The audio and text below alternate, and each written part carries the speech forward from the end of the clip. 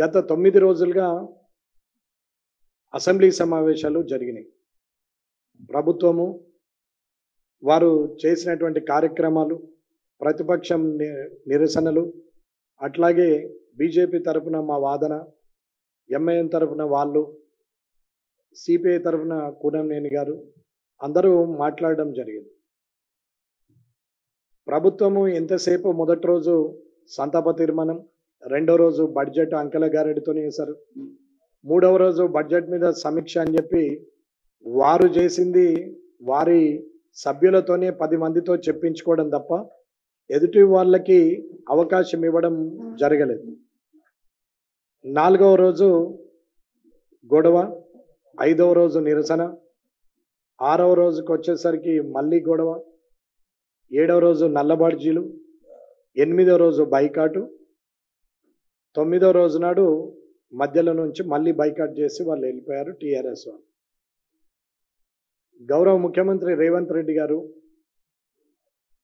ఆలోచించాల్సిన విషయాలు చాలా ఉన్నాయి, చేయాల్సిన పనులు చాలా ఉన్నాయి. ప్రజలు తిరస్కరించి గత ప్రభుత్వము తప్పు చేసిందని చెప్పే గత ప్రభుత్వమును ప్రతిపక్షంలో కూర్చోబెట్టింది. ఇవాళ ఈ ప్రభుత్వము ఏదో చేస్తుందని ప్రజలు నమ్మి అరకొర బోటాబోటి మెజారిటీతోని 64 మందితోని గెలిచినటువంటి ఈ ప్రభుత్వము కొలువుదీరిన మరుక్షణం నుంచి గత 8 నెలలుగా డిసెంబర్ 3వ తారీఖు నుంచి మొదలు పెడితే ప్రతిరోజు గత ప్రభుత్వం మీద దుమ్మెత్తిపోయడమే తప్ప తాను ఏం చేస్తామన్నది, ఏం పని చేస్తామన్నది ఇవ్వడం లేనే లేదు. ప్రజలకు ఈ ప్రభుత్వం ఇది చేస్తుంది అని చెప్పాల్సినటువంటి అవసరం ఉంది.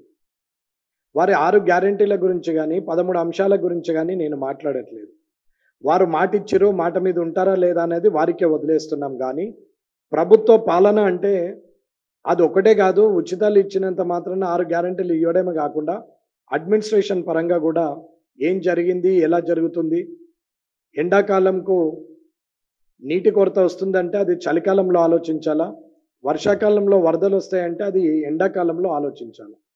అలాంటిది ఇడిచిపెట్టి ప్రతి నిమిషము గత ప్రభుత్వం ఇట్లా చేసింది అట్లా చేసింది అని చెప్పి ఎప్పుడు విమర్శిస్తూ సమయాన్ని జరపడమే తప్ప ఎలాంటి ఉపయోగం లేని పరిస్థితిలో రేవంత్ రెడ్డి గారి ప్రభుత్వము చేస్తూ ఉన్నది. అసెంబ్లీలో చూస్తే ఆయన మాట్లాడిన దాని ప్రకారంగా ఇవాళ నిరుద్యోగుల గురించి జాబ్ క్యాలెండర్ కానీ, లేదా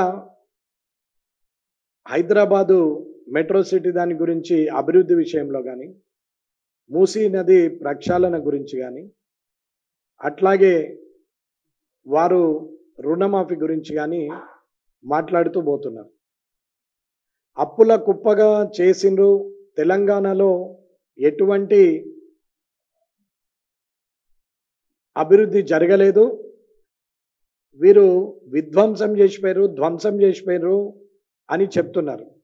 సరే, విధ్వంసం అనే వర్డైనా ధ్వంసం అనే వర్డైనా కనీసం కళ్ళకు కూడా కనపడాలి. విధ్వంసం చేసిపోయినటువంటి ఈ తెలంగాణలో, అప్పుల పాలైనటువంటి ఈ తెలంగాణలో మరి 31,000 పెట్టి రుణమాఫీ ఎలా జరుగుతుంది? 1,50,000 కోట్లతోని మూసీ నది ప్రక్షాళన ఎలా చేస్తారు? ఎవరు అడిగితే వారికి 300 అక్బరుద్దీన్ గారు అడిగారని 300 కోట్లతోని అక్కడ మెట్రో వస్తుంది, 400 కోట్లతోని అక్కడ ఫ్లైఓవర్ వేస్తాము అని ఎలా చెప్తున్నారు? అలాగే యంగ్ ఇండియా స్కిల్ యూనివర్సిటీని అక్కడ ముచ్చర్లలో వేస్తామని ఇలా చెప్తున్నారు. అప్పుడే కేంద్ర ప్రభుత్వము ఏమీ ఇవ్వలేదు, గాడిది గుడ్డు ఇచ్చింది అని చెప్పేసి అసెంబ్లీలో కూడా మాట్లాడుతున్నటువంటి సందర్భంలో ప్రజాక్షేత్రంలో, రాజకీయ క్షేత్రంలో ఏదైనా మాట్లాడొచ్చు, కానీ శాసనసభలో మాత్రము సంస్కారవంతంగా పద్ధతిగా మాట్లాడాల్సిన అవసరం ఉంది. ఒకవేళ మీరన్నట్టే గాడిది గుడ్డే ఇచ్చినట్టయితే మీరు అది శాసనసభ ప్రత్యక్ష ప్రసారంలోనే ప్రజల సమక్షంలోనే శాసనసభ నడుస్తున్నప్పుడు కేంద్ర ప్రభుత్వం ఏమీ ఇవ్వలేదని చెప్పమంటే చెప్పరు. దానికి ముఖ్యమంత్రి గారు సమాధానం చెప్పరు. శాసనసభ వ్యవహారాల శాఖ మంత్రి శ్రీధర్ బాబు గారు చెప్పరు. చెప్పండి, మీరు ఇచ్చిండ్రా ఇవ్వలేదా కేంద్ర ప్రభుత్వం అనేది మీరు చెప్పండి. ఇవ్వలేదు అని అంటే ఇవ్వలేదని చెప్పండి, ఇస్తే ఎంత ఇచ్చిందో చెప్పండి అని మేము అడిగితే సమాధానం లేదు.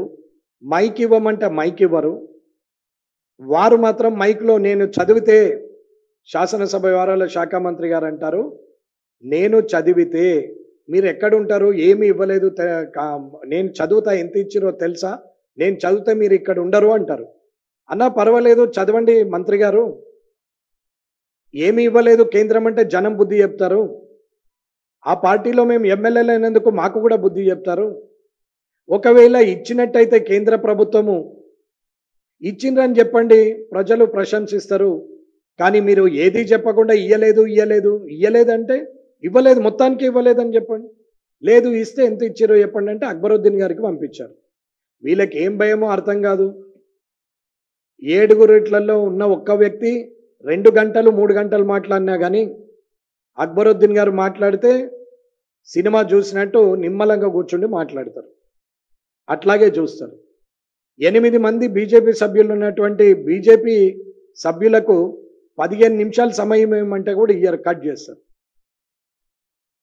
ఇకపోతే టీఆర్ఎస్కి వాళ్ళకి పాత పురాణం భూత పురాణం తప్ప ఇంకా వేరే ప్రజా ప్రయోజనాలు ఏమీ లేవు, ప్రజా సమస్యలు పట్టింపు లేవు. ఇక్కడ కనీసం బ్లాక్ టికెట్ల దగ్గర కొట్లాడినా కానీ కనీసం పద్ధతిగా ఉంటాయేమో తిట్లు, కానీ అక్కడ మాత్రం అవి కూడా లేకుండా భూత పురాణం ఓపెన్ చేస్తున్నారు. ఏమన్నంటే కొట్టుకునే పరిస్థితి.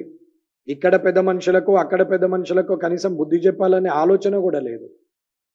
తీరా అక్బరుద్దీన్ గారితో చెప్పేస్తే, अकबरुद्दीन साहब आप बोलने का जरूरत नहीं है, वहाँ पे जो मुख्यमंत्री जी है वो एलए मिनिस्टर साहब है, वो दोनों बात करना, दोनों बोलना, वो दोनों ऐलान करना आम जनता के सामने, केंद्र सरकार कुछ भी नहीं दिया, आप बोलो ये बात बोलो बोल के मैं बोले तो भी అక్బరుద్దీన్ తో చెప్పిస్తారు. ముఖ్యమంత్రి సపోర్ట్ చేయడు.